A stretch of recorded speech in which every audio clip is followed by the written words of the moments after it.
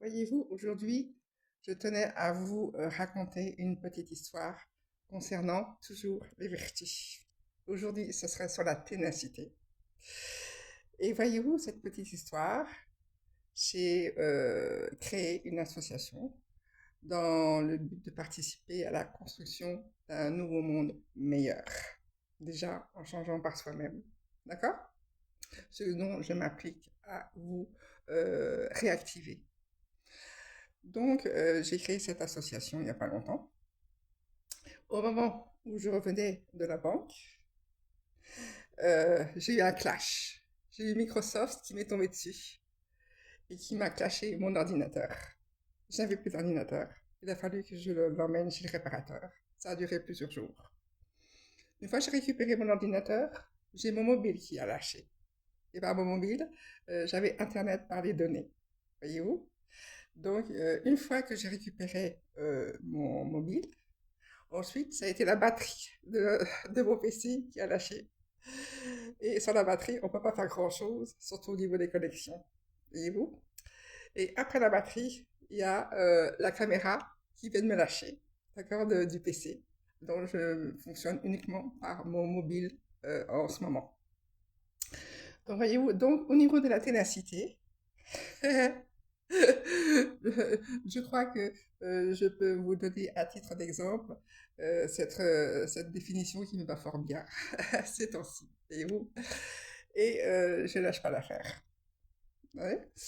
Donc cette ténacité, justement, elle est bel et bien une vertu et qui se manifeste par la capacité donc à persévérer aux obstacles et aux défis, malgré les difficultés, les échecs, tout c'est la montagne russe en fait, ou les revers, voyez-vous.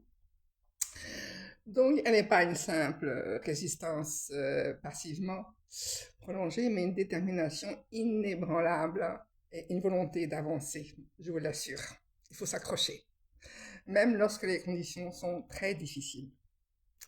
Et cette qualité est souvent associée à une attitude résiliente, d'accord? Où l'individu ne se laisse pas abattre par les échecs, non, mais cherche activement des solutions pour maintenir le cap, comme je le fais. Donc, cette ténacité se joue dans la durée, d'accord? Et repose sur une puissance extérieure. Et croyez-moi que sans ma foi, je ne pourrais pas avancer aussi bien et tenir aussi fort. Une foi, c'est une forme de vertu qui permet de tenir fermement à ses convictions, hmm, ses idées et ses objectifs, justement. Donc, elle n'est pas synonyme d'immobilité, certes, non, je vous assure. Heureusement que je suis dynamique et je bouge énormément. Donc, mais plutôt une opiniâtreté fondée sur un ancrage personnel et une croyance de ses choix. Elle s'inscrit dans une forme de courage, c'est sûr, qui dure.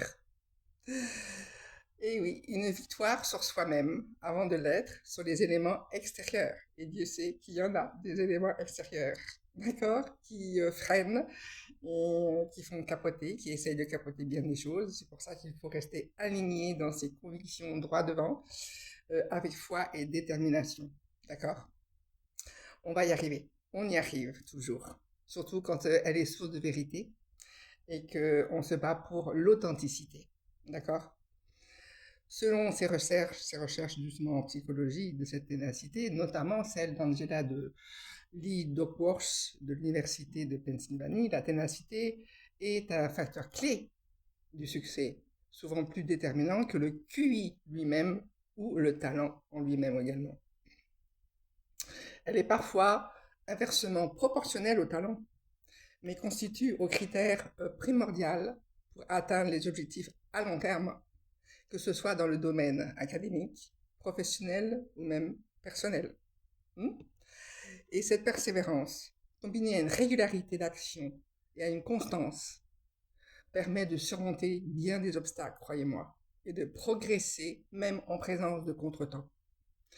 Et enfin, cette ténacité implique une acceptation du négatif, d'accord? Tous ces obstacles, c'est un petit peu négatif, tous ces freins, comme une partie intégrante du réel, et non une fuite vers une positivité excessive. Elle est aussi liée à la capacité de se poser, de demeurer dans un lieu ou une situation, de prendre soin de son environnement et de résister à la pression de l'adaptation permanente. C'est une forme de résistance, je vous assure, mais elle est constructive, qui permet de construire durablement plutôt que de fuir constamment vers le changement. Voyez-vous? Donc, aujourd'hui, je tenais absolument à vous parler de cette vertu, de cette belle vertu qui est la ténacité. D'accord? En vous apportant un petit peu une belle histoire réelle et, comment dirais-je, à en prendre bonne note, car il faut vraiment s'accrocher en toute chose. On y arrive. On rame, certes, on rame, comme l'ordinateur rame, voyez-vous. Mais bon, tout finit par rentrer dans l'ordre. Étant donné que si on reste dans son alignement personnel, droit devant, avec la foi qui est notre détermination, notre motivation, d'accord, pour s'accrocher, pour tenir, pour maintenir le navire justement cap debout, je vous assure qu'il faut, ça vaut le coup, déjà et d'une, et le succès est forcément au bout, la lumière, étant donné que vous restez dans votre ligne vraiment de l'authenticité. Et c'est ça qui est important. Rester soi-même avec détermination et aller jusqu'au bout des choses. Vraiment être tenace. Voyez-vous, pas stupide, non, bien sûr, mais être tenace. Voyez-vous, dans ses objectifs, surtout avec la foi. Une foi qui est une autre vertu. D'accord? Donc on en parlera plus tard, mais la foi, elle est de façon de tous les jours, hein, dans toutes les vertus, de toute façon. Donc voilà, c'était le sujet du jour.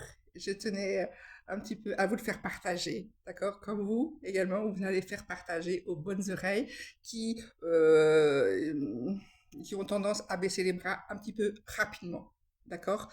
Il faut tenir dans la vie, voyez-vous? Et la vie, elle vaut vraiment la peine d'être vécue. Donc n'hésitez pas, je suis de bonne conseillère, mais croyez-moi que je connais très très bien le sujet, voyez-vous. Donc je vous remercie et je vous dis à très bientôt pour une prochaine vertu humaine, voyez-vous. Je vous remercie de votre participation et collaboration. D'accord? Merci.